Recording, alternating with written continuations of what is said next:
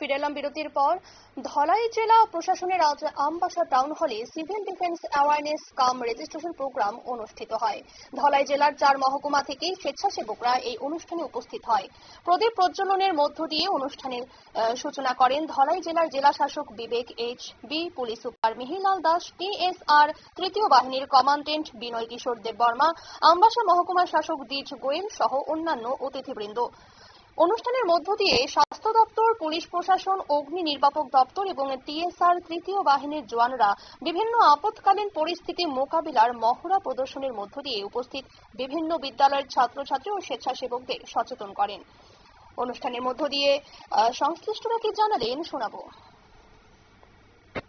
District level civil defence volunteer awareness cum registration drive करा रहे हैं। तो इसका मेन मकसद यही है कि जो धलाई डिस्ट्रिक्ट का डिजास्टर एडमिनिस्ट्रेशन है उसको जो आगे का मानसून हो या आगे का जो भी डिजास्टर इवेंट्स होंगे इसके लिए हमें सन्नद्ध रहना है, वो ह्यूमन रिसोर्स वाइज हो या फिर इक्विपमेंट वाइज हो।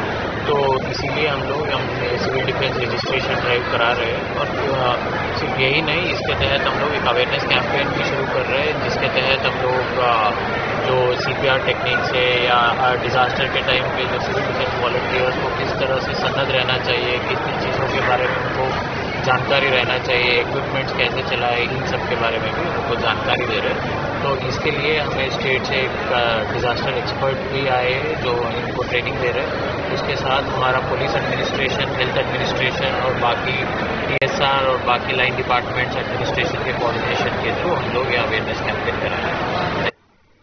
আপনারা শুনলেন সংশ্লিষ্টরা তারা কি জানালেন। অবশ্য আজকের এই অনুষ্ঠানের মধ্য দিয়ে বেস্ট সিভিল ডিফেন্স ভলান্টিয়ারদের সম্মাননা প্রদান করা হয়। সংবাদ এখনকার মতো এই পর্যন্তই। পরবর্তী আপডেট শোনার জন্য অবশ্যই চোখ রাখুন নিউজ ভ্যানগার্ডের পর্দায়। নমস্কার।